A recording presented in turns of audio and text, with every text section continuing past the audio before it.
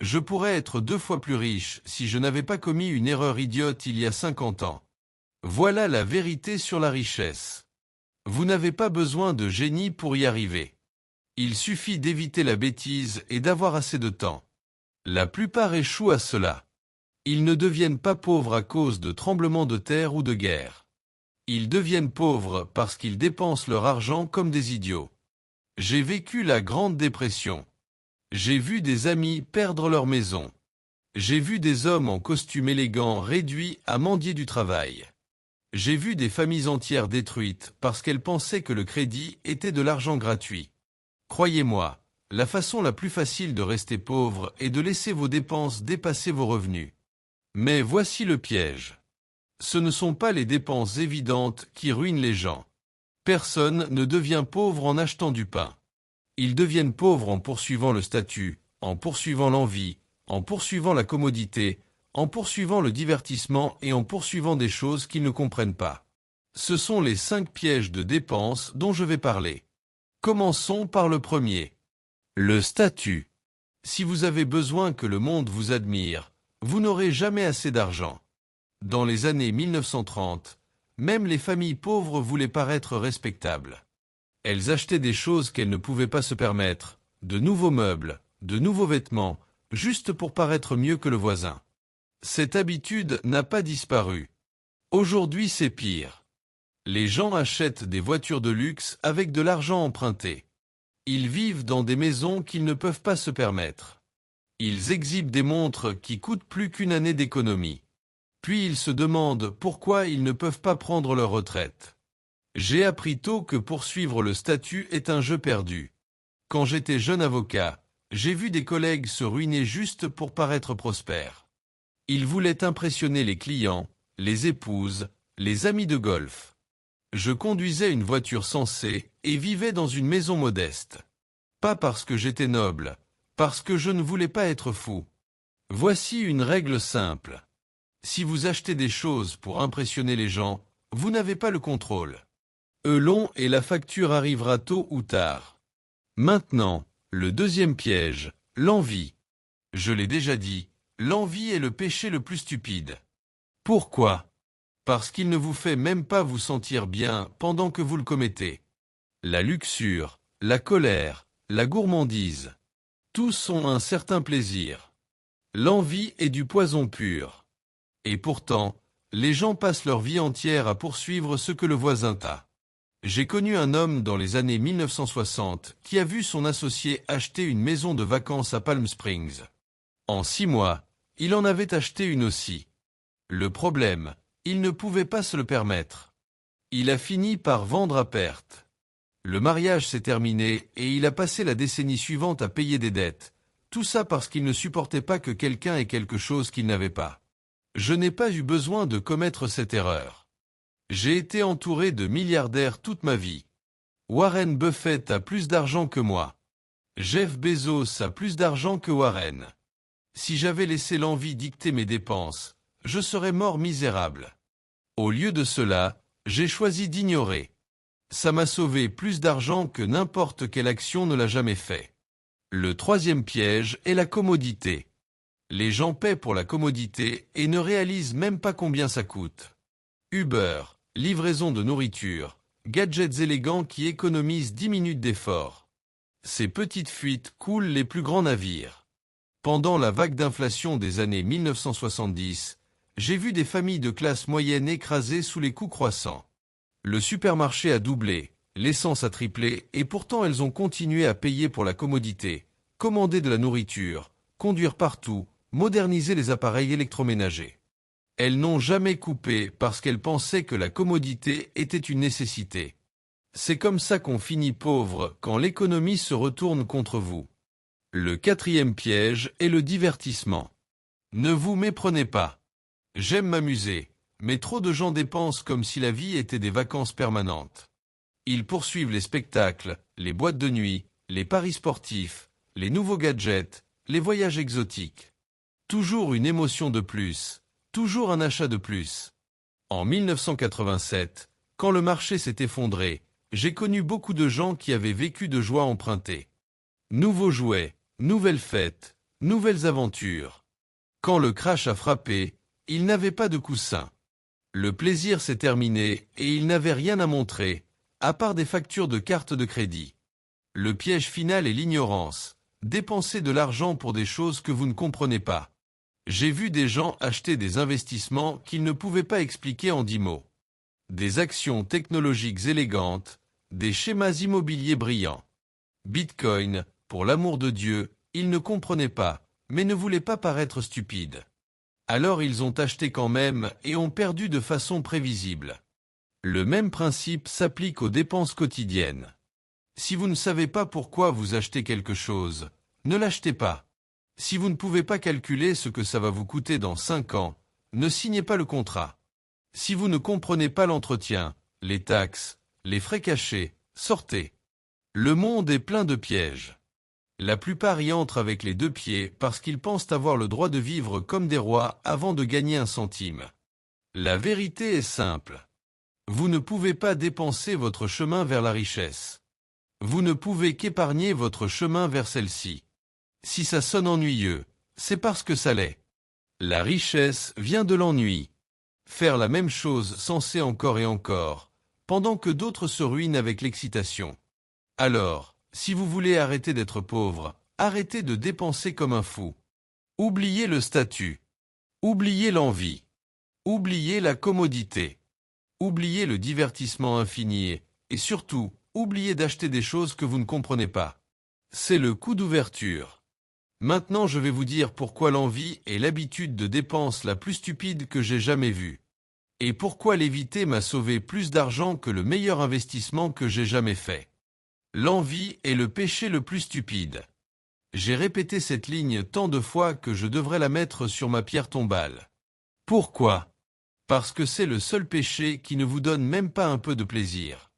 Un glouton au moins apprécie le repas. Un parieur a l'émotion avec les dés. Mais l'envie, vous restez juste là à pourrir de l'intérieur pendant que quelqu'un d'autre profite de sa bonne fortune. Et voici le piège. L'envie est le moteur derrière la plupart des dépenses stupides. Quand j'étais enfant, dans les années 1930, le monde était brisé. Fil de pain, banques fermées, hommes au chômage marchant dans les rues.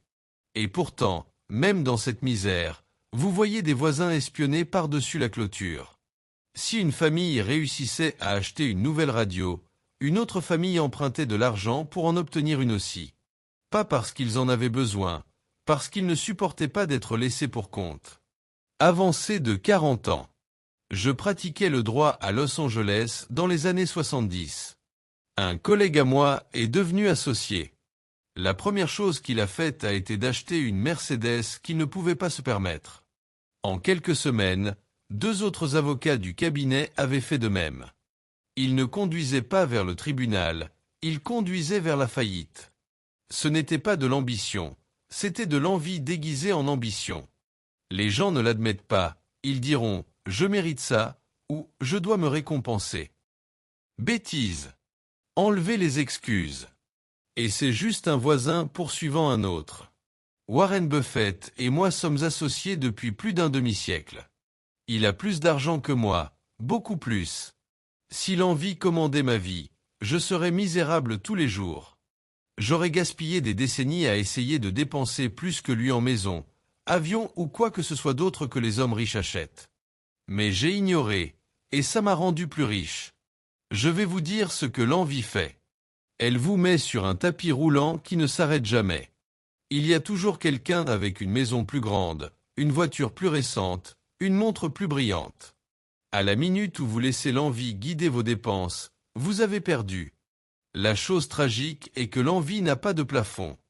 J'ai connu un homme avec des centaines de millions. Vous penseriez qu'il était content? Non. Il passait ses nuits à se plaindre qu'il n'était pas aussi riche que son voisin avec des milliards. Cet homme était un prisonnier. Le voisin ne savait même pas qu'ils étaient en compétition. Voici la leçon qui vaut la peine d'être gravée dans la pierre. Si vous dépensez pour égaler les voisins, vous mourrez fauché. Si vous ignorez les voisins, vous pouvez finir riche. Prenez les maisons, par exemple, elles sont un piège d'envie courant. Dans les années 1950, La famille américaine moyenne avait une salle de bain, une voiture et peut-être une télévision. Maintenant les gens achètent des maisons de 5 chambres pour des familles de 3. Pourquoi? Parce que les amis l'ont fait. Parce qu'ils ne supportent pas de paraître moins prospères. C'est comme ça que la société se noie dans des hypothèques de 30 ans et des nuits blanches. La chose drôle est que les gens les plus heureux que je connais ne sont pas ceux avec les plus grandes maisons ou voitures, ce sont ceux qui s'en fichent. Warren vit toujours dans la même maison qu'il a achetée en 1958. Ce n'est pas un palais, c'est confortable, c'est sensé. Il n'a jamais gaspillé d'argent à essayer de suivre les Rockefeller. C'est pourquoi il a pu continuer à composer sa richesse pendant que d'autres se noyaient dans les prêts. Et l'envie ne concerne pas seulement les choses, elle concerne les modes de vie. J'ai vu des gens se ruiner en essayant de prendre des vacances comme leurs amis, voyages exotiques, clubs privés, expériences infinies, ils reviennent à la maison avec des photos, des dettes et du stress. Pendant ce temps, les amis qu'ils essayaient d'impressionner s'en fichent, ou pire, ne l'ont même pas remarqué.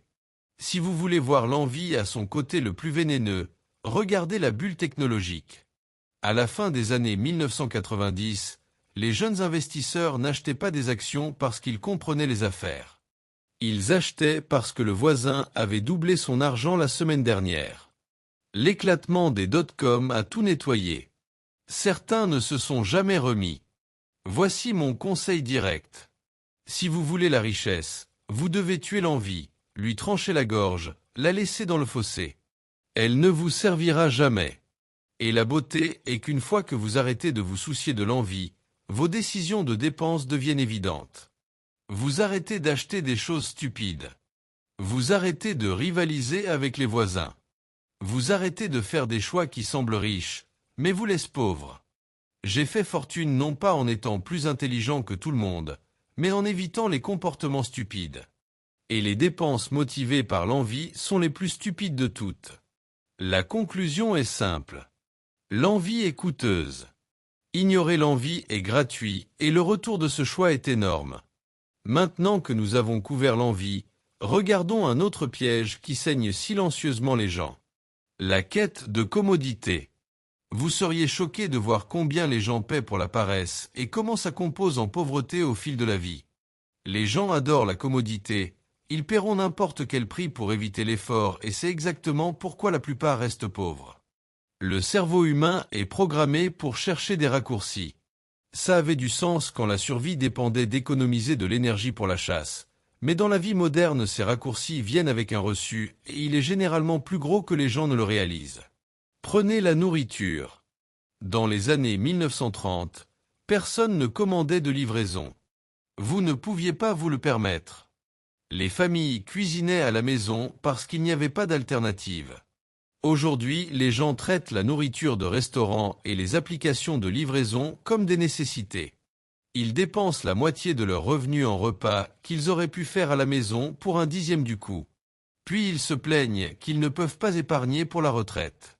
J'ai connu un jeune avocat, garçon brillant et bon avenir, mais il achetait le petit déjeuner et le déjeuner dehors tous les jours, baget le matin, sandwich à midi, dîners élégants le soir. Quand j'ai souligné combien ça s'additionnait, il a balayé. « Je peux me le permettre », a-t-il dit. 10 ans plus tard, il payait toujours les prêts étudiants pendant que je composais de la richesse. Il n'était pas stupide, il était négligent. La commodité a mangé son avenir. Il en va de même pour le transport. Les voitures sont déjà chères, essence, assurance, réparation, c'est un trou d'argent. Mais maintenant les gens ajoutent Uber, location et mise à niveau pratique tous les 2 ans. Une voiture parfaitement bonne est échangée parce que la nouvelle a un écran plus grand ou de meilleurs porte-gobelets. C'est la commodité déguisée en progrès, et ça coûte des centaines de milliers au fil de la vie. Laissez-moi vous dire quelque chose que j'ai appris en regardant l'inflation dans les années 1970. Les familles qui ont survécu n'étaient pas celles avec les plus gros revenus, c'étaient celles qui savaient étirer $1. Quand les prix ont doublé, elles ont coupé le gaspillage, cuisiné des haricots et du riz, réparé de vieilles voitures, acheté des vêtements d'occasion.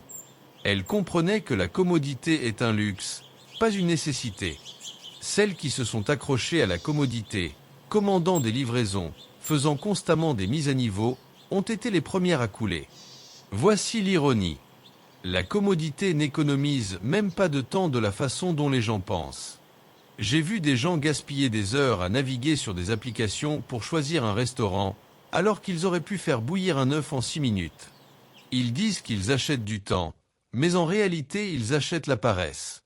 Et la paresse est chère, très chère. J'ai toujours dit, le monde n'est pas mu par la cupidité, il est mu par l'envie. Mais si je devais choisir une deuxième place, ce serait la paresse. La commodité n'est que de la paresse avec une étiquette de prix. Il y a aussi le coût caché. Quand vous sous-traitez chaque petite tâche, vous arrêtez d'apprendre à faire quoi que ce soit vous-même. Ça vous rend dépendant. Vous ne savez pas cuisiner, vous êtes coincé avec des factures de restaurant. Vous ne savez pas réparer un robinet qui fuit, vous êtes à la merci de plombiers facturant le triple les week-ends. Chaque compétence que vous négligez par commodité devient un trou dans votre portefeuille plus tard. Et ne pensez pas que c'est juste un problème de classe moyenne. J'ai vu beaucoup de riches brûler des fortunes en commodité. Aussi, ils embauchent des armées d'assistants pour faire ce qu'ils auraient pu faire en 10 minutes. Ils volent en jet privé pour des voyages d'1 heure. Ils vivent dans des manoirs si grands qu'ils ont besoin d'une équipe pour les gérer. Puis ils se demandent pourquoi ils courent toujours après plus d'argent. Riche ou pauvre, le principe est le même. La commodité vous vide si vous la laissez. Il y a une histoire que j'aime sur un ouvrier d'usine dans les années 1940. Il marchait 5 kilomètres pour aller au travail tous les jours au lieu de payer le bus. Ses collègues se moquaient de lui, mais il a économisé cet argent, investi dans des obligations de guerre et ensuite dans des actions. Au moment où il a pris sa retraite, il avait un patrimoine confortable, pendant que ses collègues plus intelligents étaient toujours fauchés. C'est le pouvoir de rejeter la commodité. Je ne dis pas que vous devriez vivre comme un moine. J'apprécie moi-même certaines commodités, mais le truc est de reconnaître le compromis. Le temps que vous économisez, vaut-il l'argent composé que vous perdez? La plupart du temps, la réponse est non. Les gens imaginent que la richesse vient de gagner à la loterie, choisir la bonne action, prendre le bon moment. En réalité, la richesse vient souvent d'éviter les petites fuites.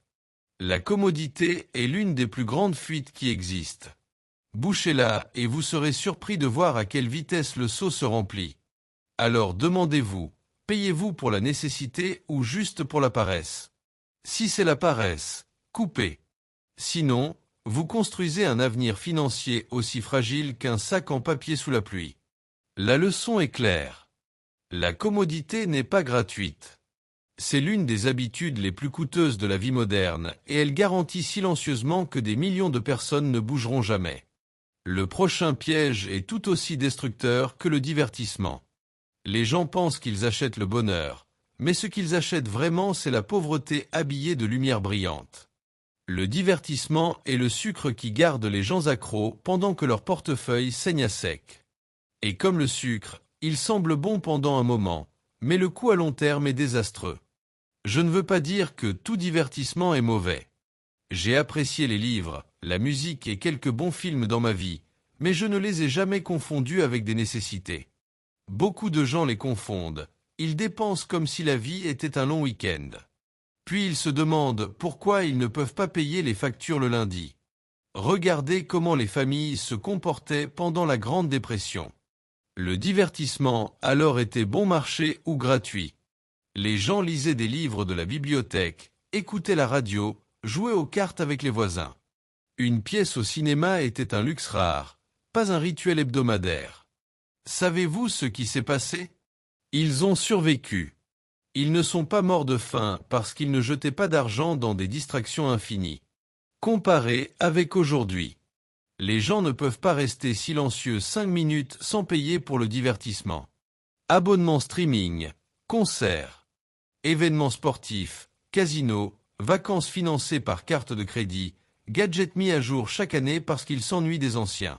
C'est une dépendance, mais c'est socialement accepté.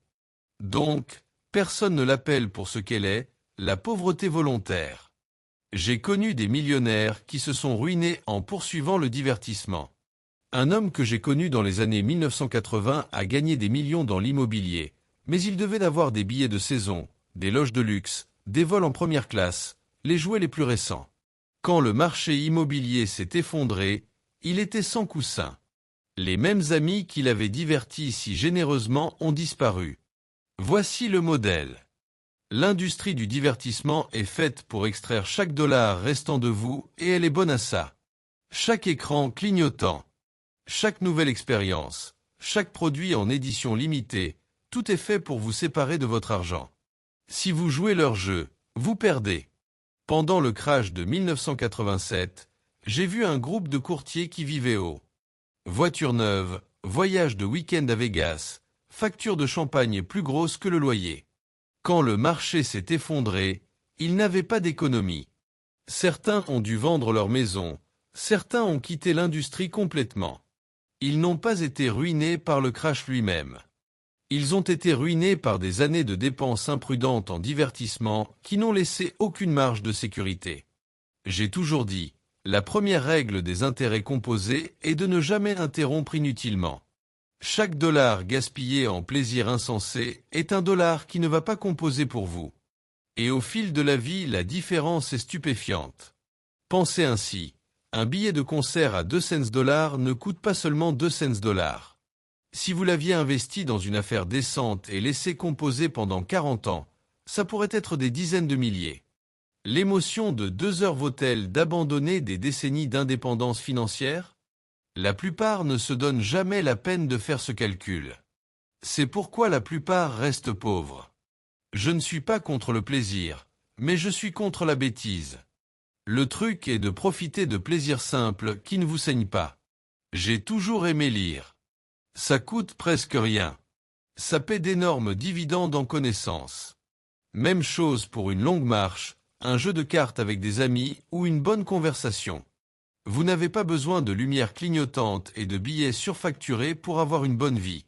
Le problème est que les gens confondent le divertissement avec le sens.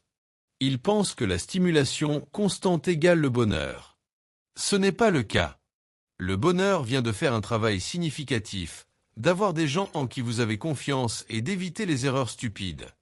Vous n'avez pas besoin de brûler la moitié de votre revenu dans les casinos ou d'acheter le dernier gadget pour atteindre cela. Je remarque souvent que les gens riches les plus heureux que je connais sont ennuyeux. Ils ne poursuivent pas d'émotions constantes, ils vivent simplement, dépensent peu et laissent leur richesse composer tranquillement. Les riches misérables sont ceux qui poursuivent toujours la prochaine grande chose. Ils sont sur un tapis roulant de consommation infinie et ça ne s'arrête jamais. Alors, voici mon conseil. Coupez vos dépenses de divertissement jusqu'à l'os. Gardez ce qui ajoute véritablement de la valeur et jetez le reste. Si vous avez besoin de divertissement constant pour éviter l'ennui, vous ne construisez pas de richesse. Vous louez le bonheur à intérêt composé. Rappelez-vous, les entreprises de divertissement ne sont pas vos amis. Elles veulent votre portefeuille, pas votre bien-être. Ne soyez pas leur idiot. Maintenant passons au piège qui semble respectable, mais tout aussi mortel. L'ignorance. Dépenser de l'argent pour des choses que vous ne comprenez pas est la façon la plus rapide d'aller du confort à la faillite. Et j'ai vu ça arriver plus de fois que je ne peux compter. L'ignorance est coûteuse, elle a toujours été, elle le sera toujours. Et le problème est que la plupart ne savent même pas qui la paie. J'ai vu des gens acheter des choses qu'ils ne pouvaient pas expliquer en 10 mots. Voiture avec coût caché, assurance qu'ils n'ont pas lu, investissement qu'ils ne pouvaient pas épeler, ils ne comprenaient pas ce qu'ils obtenaient, mais ils ont signé les papiers quand même parce que tout le monde le faisait. C'est comme ça que les fortunes disparaissent. Dans les années 1950, j'ai vu un jeune médecin avec un gros salaire tomber dans ce piège. Il a acheté une part dans un restaurant avec des amis. Il ne savait pas la première chose sur la gestion d'un restaurant, mais il pensait, ils ont l'air intelligents. Je vais entrer. En 2 ans, l'endroit était en faillite et il courait pour payer les créanciers. Il pouvait diagnostiquer un patient, mais pas un bilan. L'ignorance l'a détruit. Avancé jusqu'à la bulle.com. Dans les années 1990, des jeunes professionnels brillants ont versé leurs économies dans des entreprises sans revenus, sans modèle d'affaires et sans chance de survie. Pourquoi? Parce que le voisin avait doublé son argent. Il ne comprenait pas l'affaire, mais ne voulait pas être laissé de côté. L'ignorance était contagieuse et la facture est arrivée en 2000, quand la bulle a éclaté. J'ai fait beaucoup d'erreurs dans ma vie, mais j'ai évité celle-là. Je n'ai jamais acheté d'affaires que je ne comprenais pas. Si je ne pouvais pas expliquer comment elle gagnait de l'argent, je sortais. Cette règle simple m'a sauvé de plus de désastres que je ne peux compter. Voici la chose. L'ignorance ne s'applique pas seulement aux investissements. Elle empoisonne les dépenses quotidiennes. Aussi, prenez les voitures. Un ami à moi s'est une fois vanté d'obtenir une voiture de sport neuve en leasing. Il pensait que c'était un mouvement intelligent, mais il n'avait pas lu les petits caractères. Assurance, pénalité de kilométrage, frais d'entretien. Ils l'ont mangé vivant. Il a payé plus pour cette voiture que s'il avait acheté une berline modeste directement. Il était ignorant et a payé cher. Ou prenez les hypothèques. Dans la préparation à la crise de 2008, des millions d'Américains ont signé des prêts qu'ils ne comprenaient pas. Taux ajustables, paiement ballon, frais cachés. Ils ne se sont pas souciés de lire les contrats, ont fait confiance aux vendeurs. Quand les taux se sont ajustés, ils ont été ruinés. Cette ignorance n'a pas seulement fait faillite aux familles, elle a presque fait faillite à l'économie entière. J'ai dit une fois, ça ne devrait pas être facile. Si c'était facile, tout le monde serait riche. Il en va de même pour comprendre l'argent. Si vous voulez éviter la bêtise, vous devez faire le travail. Vous ne pouvez pas sous-traiter la pensée. Le remède à l'ignorance est simple, mais pas facile. Lisez, étudiez, posez des questions. Et si vous ne comprenez toujours pas, ne signez pas, n'achetez pas, n'investissez pas, sortez. L'argent que vous ne perdez pas va composer plus vite que n'importe quelle affaire chaude que vous pensez manquer. Je vais vous donner un exemple de ma propre vie. Quand Warren et moi investissions, nous cherchions des affaires que nous pouvions comprendre, assurances, bonbons, meubles, choses simples. Nous avons ignoré les industries sexy que nous ne pouvions pas comprendre. Les gens se sont moqués de nous pour ne pas poursuivre la technologie dans les années 1990. 10 ans plus tard, quand la bulle a éclaté, nous étions les seuls avec de l'argent restant pour acheter des bonnes affaires. Notre ignorance nous a sauvés parce que nous l'avons admise. C'est un autre point important. La pire ignorance est de ne pas savoir que vous êtes ignorant. Si vous pouvez admettre « je ne comprends pas ça », vous êtes déjà en avance sur la plupart. Ça demande de l'humilité et l'humilité est rare. Pensez à l'ignorance comme à la gravité. Elle tire tout le monde. Si vous ne la combattez pas avec la connaissance, elle va vous traîner directement au sol. Et ne confondez pas intelligence avec connaissance. J'ai connu beaucoup de gens intelligents qui se sont ruinés parce qu'ils étaient trop fiers pour admettre qu'ils ne comprenaient pas quelque chose. Ils pensaient que le cerveau était suffisant. Ce n'était pas le cas. Le cerveau sans discipline ne produit que des erreurs coûteuses. Alors, voici la conclusion. Dépenser de l'argent pour ce que vous ne comprenez pas, c'est parier, et la maison gagne toujours. Si vous voulez éviter la pauvreté, apprenez avant de dépenser. Lisez avant de signer. Pensez avant d'agir. Ça sonne ennuyeux, mais ennuyeux est rentable. L'excitation est chère. Maintenant regardons un autre piège auquel la plupart n'admettent jamais, mais dans lequel presque tout le monde tombe. Le statut. La fin de paraître riche, même quand ça vous rend pauvre. Si l'envie est le péché le plus stupide, alors les dépenses de statut sont son jumeau identique. La plupart ne sont pas ruinés par ce dont ils ont besoin, ils sont ruinés en essayant de paraître prospères avant de l'être. J'ai grandi dans les années 1930. Les familles étaient fauchées, ne pouvaient pas se permettre de luxe, mais beaucoup essayaient encore de garder les apparences. Elles polissaient les chaussures jusqu'à ce qu'elles brillent. Elles dépensaient de l'argent pour des vêtements du dimanche pendant qu'elles sautaient des repas pendant la semaine. Ce n'était pas de la survie, c'était pour sauver les apparences. Cette même maladie n'est jamais partie, elle est juste devenue plus chère. Avancez à aujourd'hui. Vous voyez des gens acheter des voitures qu'ils ne peuvent pas se permettre pour impressionner des voisins qu'ils n'aiment même pas. Vous voyez des familles se noyer dans des hypothèques de 30 ans juste pour vivre dans un code postal prestigieux. Vous voyez des jeunes brûler des chèques de paie dans des montres et vêtements de marque, puis passer la carte de crédit pour le supermarché. Ce n'est pas de la richesse, c'est du théâtre. Et le théâtre a un prix élevé. J'ai vu ça de près quand j'étais jeune avocat. Certains collègues conduisaient des voitures importées et portaient des costumes voyants au moment où ils devenaient associés. Ils pensaient que les symboles de statut attiraient des clients. Ce qu'ils ont vraiment attiré, ce sont des nuits blanches, des collecteurs de dettes et éventuellement des ulcères. J'ai continué à conduire ma voiture sensée. Je vivais dans une maison modeste. Personne ne m'admirait pour ça, mais le compte en banque s'en fichait et moi non plus. Le problème avec les dépenses de statut est simple. Il n'y a pas de ligne d'arrivée.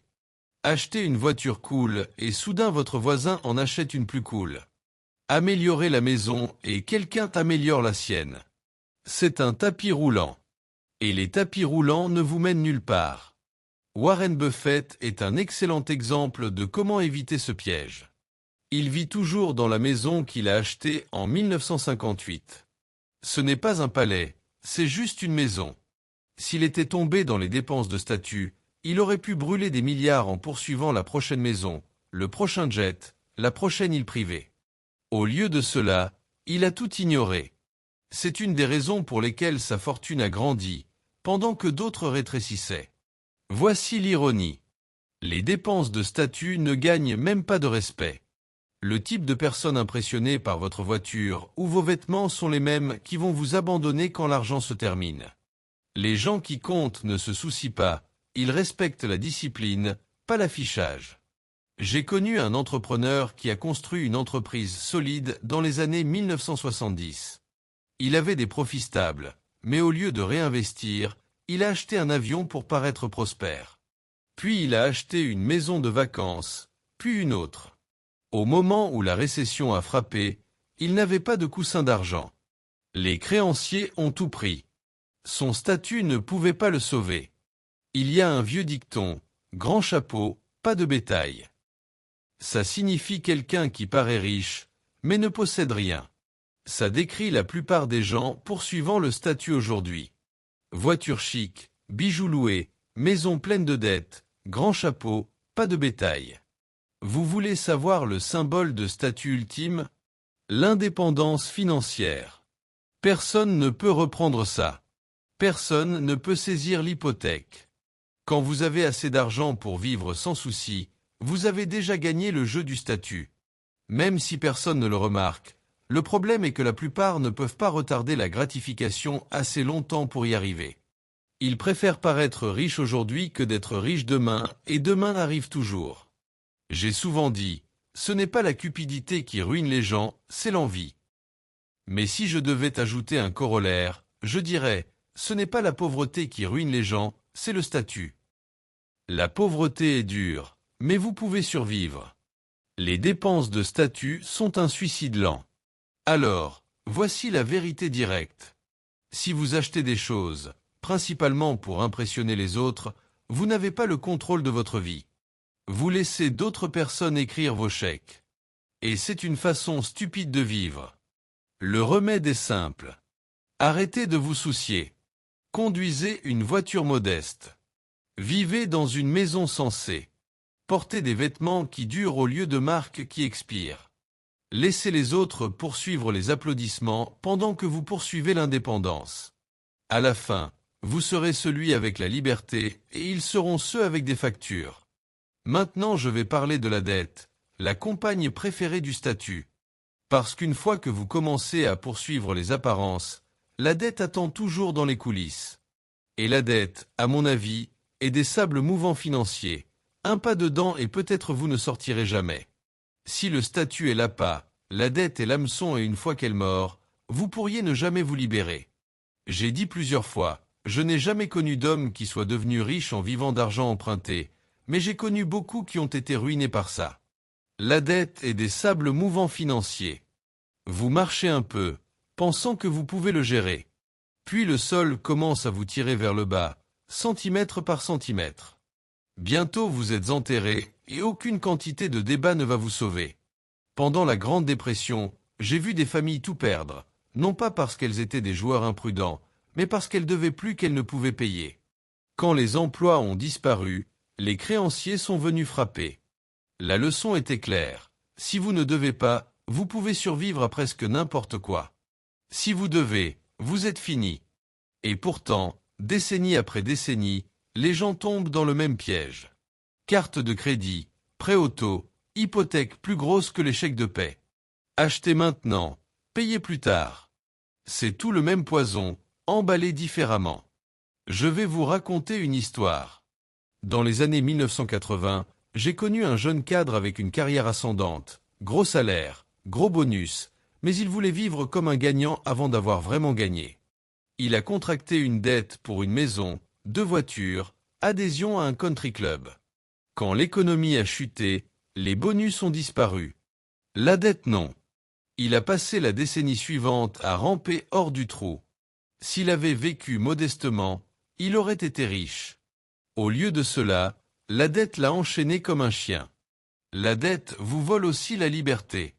J'ai toujours valorisé l'indépendance, plus que le luxe. Sans dette, vous pouvez sortir d'une mauvaise affaire, mauvais emploi, même mauvaise ville. Avec la dette, vous êtes prisonnier, vous ne contrôlez pas vos choix. Le créancier contrôle. Warren Buffett et moi avons construit Berkshire Hathaway sur la discipline. Nous avons évité la dette excessive comme la peste. Quand nous achetions des entreprises, nous nous assurions qu'elles ne se noyaient pas dans les obligations. Pourquoi? Parce que la dette vous rend fragile. À la minute où le vent change, vous tombez. Sans dette, vous résistez aux tempêtes. Les gens oublient que le monde est imprévisible. Récession, crash, pandémie, guerre. Vous ne pouvez pas tous les prédire, mais vous pouvez vous assurer d'être préparé. Et la préparation la plus simple est de vivre sans dette. Les coussins d'argent vous sauvent, la dette vous enterre. Il y a un autre fait cruel. La dette compose contre vous. Alors que les investissements composent pour vous, la dette fonctionne à l'envers. Les intérêts s'accumulent jour après jour. C'est comme avoir un ennemi silencieux travaillant 24 heures sur 24 pour vous rendre plus pauvre. Et les gens s'inscrivent volontairement à ça. Pensez ainsi, chaque dollar d'intérêt que vous payez aurait pu être un dollar d'intérêt gagné. Au fil de la vie, la différence est énorme. Le débiteur paie pour le yacht du créancier. Devinez qui vous préférez être. Je me souviens qu'on m'a demandé une fois quel conseil je donnerais aux jeunes. J'ai dit, évitez la dette, surtout la dette de carte de crédit. Ça sonne simple, presque trop simple, mais la plupart sont trop impatients pour suivre. Ils veulent tout maintenant. Ils ne réalisent pas que maintenant vient avec un prix, et le prix est leur avenir. Voici la vérité simple. Si vous ne pouvez pas acheter quelque chose avec de l'argent, vous ne pouvez pas vous le permettre. Cette règle vous gardera en sécurité. Brisez-la et vous vous portez volontaire pour l'esclavage. L'ironie est que la dette commence souvent petit. Prêt auto ici, solde de carte de crédit là. Les gens pensent qu'ils vont payer rapidement, mais alors la vie arrive. Facture médicale, licenciement, récession. Soudain le trou est plus profond qu'il ne l'imaginait. J'ai souvent dit, tout ce que je veux savoir c'est où je vais mourir pour ne jamais y aller. Eh bien, financièrement parlant, la dette est où la plupart des gens vont mourir et pourtant ils marchent droit vers elle, souriant, parce que tout le monde fait pareil. Alors, laissez-moi être direct. La dette est la machine à pauvreté la plus efficace jamais inventée. Elle transforme le potentiel futur en misère présente. Si vous voulez être libre, n'y entrez pas. Si vous y êtes déjà, sortez aussi vite que vous pouvez. Maintenant, allons vers la conclusion. Je vais lier ces pièges ensemble. L'envie, la commodité, le divertissement, l'ignorance, le statut et la dette. Et montrer pourquoi éviter la bêtise est un chemin beaucoup plus fiable vers la richesse que poursuivre le génie. Les gens pensent que devenir riche concerne le génie. Ce n'est pas le cas. C'est éviter la bêtise et avoir assez de temps pour la composition faire son travail. Je ne suis pas devenu riche en poursuivant chaque nouvelle idée. Je suis devenu riche en ignorant la plupart d'entre elles. Ce n'est pas une histoire glamour, mais c'est la vérité. Et la vérité est généralement ennuyeuse. Prenez les pièges que nous avons couverts. Envie, commodité, divertissement, ignorance, statut et dette.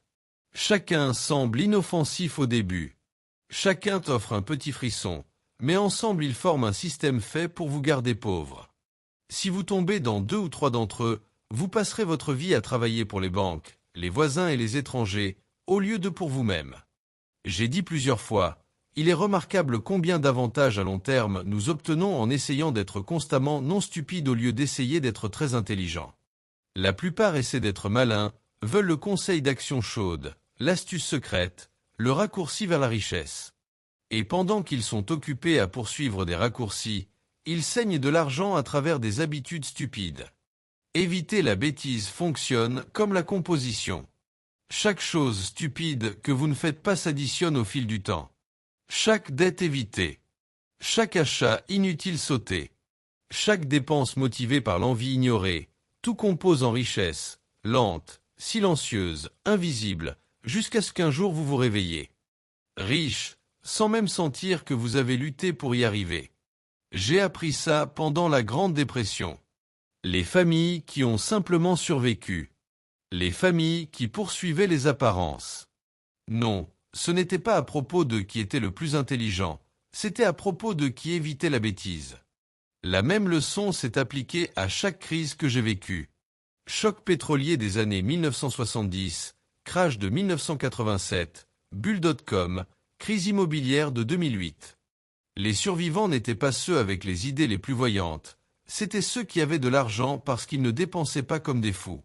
Vous n'avez pas besoin d'être Einstein pour devenir riche. Vous devez juste ne pas être la personne moyenne. Et la personne moyenne aujourd'hui est jusqu'au cou dans l'envie, la commodité, le divertissement, l'ignorance, le statut et la dette. Si vous pouvez éviter ça, vous êtes déjà dans le top 1% du comportement. Warren et moi n'avons jamais visé à être les investisseurs les plus intelligents de la salle. Nous avons visé à être les moins stupides. Ça a suffi. Voici une expérience de pensée simple. Imaginez 2 personnes. L'une gagne 100 000 par an et dépense 95 000. L'autre gagne 50 000 par an et dépense 35 000. Qui devient plus riche? La seconde, à chaque fois. Ce n'est pas combien vous gagnez, c'est combien vous évitez de gaspiller. C'est pourquoi je ne perds pas de temps à donner des conférences sur comment doubler votre revenu. C'est plus facile et plus fiable d'arrêter de vous couper la gorge avec des dépenses stupides. Et une fois que vous internalisez ça, la vie devient plus simple. Vous ne vous souciez pas de ce que le voisin conduit. Vous ne vous souciez pas des vacances dont le collègue se vante. Vous n'avez pas besoin de prouver quoi que ce soit avec des montres, maisons ou jouets. Vous laissez juste votre argent s'empiler tranquillement dans de bons actifs.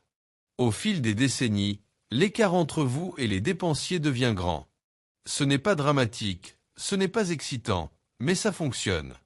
Quand les gens me demandent le secret de la richesse, je les déçois généralement. Ils veulent une formule. Je donne du bon sens. Dépensez moins que vous gagnez. Évitez la dette, ignorez l'envie, rejetez le statut. Apprenez avant d'acheter. Ne gaspillez pas d'argent en commodité et divertissement. Puis, laissez la composition faire son travail. La plupart ne suivront pas ce conseil. Ils vont hocher la tête, puis sortir et acheter quelque chose dont ils n'ont pas besoin. C'est bon. Leur bêtise finance la richesse des gens comme moi. Alors, voici le point. Vous n'avez pas besoin d'être extraordinaire pour devenir riche. Vous devez juste éviter d'être stupide pendant très longtemps. Maintenant je vais vous montrer pourquoi cette philosophie, cette obsession d'éviter la bêtise est exactement pourquoi mon partenariat avec Warren a si bien fonctionné. Pas parce que nous étions parfaits, mais parce que nous étions moins fous que tout le monde. Les gens adorent romancer mon partenariat avec Warren Buffett. Ils pensent que nous avions une formule secrète. Nous n'en avions pas. Nous avions de la discipline. Warren et moi étions alignés sur un principe. Ne soyez pas stupides. Ça sonne faible. Mais c'est la fondation de Berkshire Hathaway. La plupart des partenariats échouent parce que les égos entrent en jeu. Un partenaire veut le crédit, l'autre veut le contrôle. Ils se font concurrence au lieu de concurrencer le monde extérieur. Warren et moi avons évité ça. Nous n'avions pas besoin de prouver qui était le plus intelligent. Nous savions déjà qu'aucun de nous n'était un génie. Nous n'étions juste pas des idiots. Ça a suffi. Quand Warren trouvait une affaire, il demandait « Est-ce compréhensible? Est-ce durable? Est-ce à un prix raisonnable ?» Si la réponse était non, nous passions. Simple. Et quand je voyais un schéma malin ou de l'ingénierie financière, je rappelais « Warren, nous ne sommes pas assez intelligents pour ça. » Puis nous sautions. Au fil du temps, ces refus nous ont rendus plus riches que les génies qui essayaient tout. Pensez, l'inflation des années 1970 a détruit des fortunes. Nous avons survécu. Le crash de 1987 a détruit des traders. Nous avons survécu. La bulle .com a détruit l'argent malin. Nous avons survécu non pas parce que nous avons chronométré les choses parfaitement, mais parce que nous ne jouions pas à des jeux stupides. Nous n'avons jamais trop emprunté, jamais parié sur des choses que nous ne comprenions pas, jamais poursuivi les modes. Ça seul nous a mis en avance de 90% des investisseurs. Nos personnalités ont aussi aidé. Warren est plus optimiste. Je suis plus sceptique. Il voit l'opportunité où je vois le risque. Cet équilibre nous a gardés loin des extrêmes. S'il devenait trop excité, je jetais de l'eau froide. Si je devenais trop négatif, il rappelait que les bonnes affaires peuvent survivre beaucoup. Entre nous, nous atterrissions quelque part de sensé. Mais la vraie colle était que nous nous faisions entièrement confiance, sans jalousie, sans envie. Je n'ai jamais voulu ces projecteurs, et il ne m'en a jamais voulu pour ma franchise. C'est rare. La plupart des gens ne peuvent pas gérer le succès des autres sans envie. Rappelez-vous ce que j'ai dit? L'envie est le péché le plus stupide. Nous l'avons coupé et ça a rendu notre partenariat durable. La vérité est que Berkshire n'est pas devenue grande parce que nous étions des investisseurs brillants.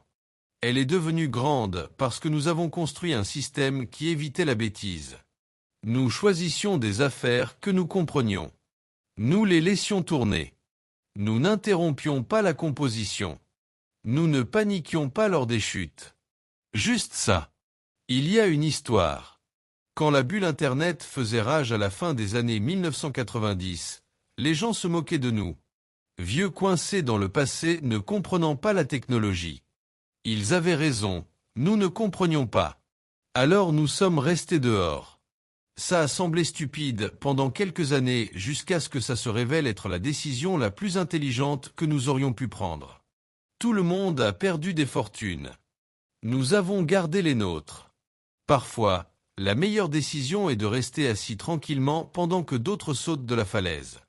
C'est le cœur de notre philosophie. Nous n'essayons pas d'avoir raison à chaque fois.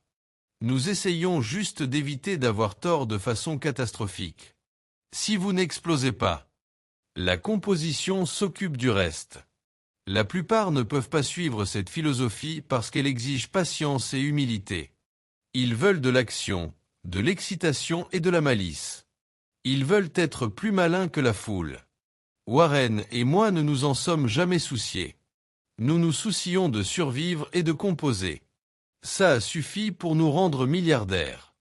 Alors, si vous voulez comprendre pourquoi nous avons fonctionné, ne cherchez pas le génie, cherchez la discipline. Cherchez deux hommes prêts à éviter la bêtise pendant 50 ans d'affilée. C'est toute l'histoire. Dans la partie finale, je vais tout lier et vous laisser avec une dernière vérité directe. Si vous ne dépensez pas moins que vous gagnez, rien de ce que je dis ou que n'importe qui d'autre dit ne va vous aider. Après tous ces mots, la règle est toujours simple. Dépensez moins que vous gagnez.